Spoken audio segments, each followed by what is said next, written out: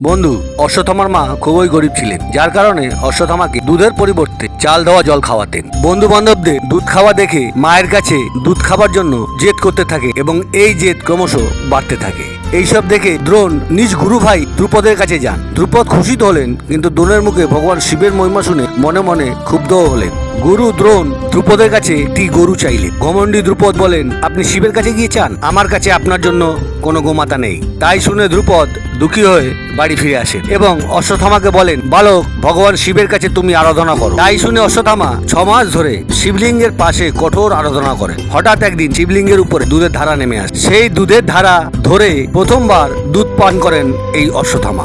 বলা হয় সেই সময় যে কোনো ভক্ত বাবা ভোলেনাথের কাছে তপকেশ্বর মন্দিরে দর্শন করতে আসেন, প্রসাদ রূপে দুধ পাওয়া যেত। কলিযুগে এই ভূ শিবলিঙ্গের মন্দির উত্তরাখণ্ড দেহরাদুনে অবস্থিত।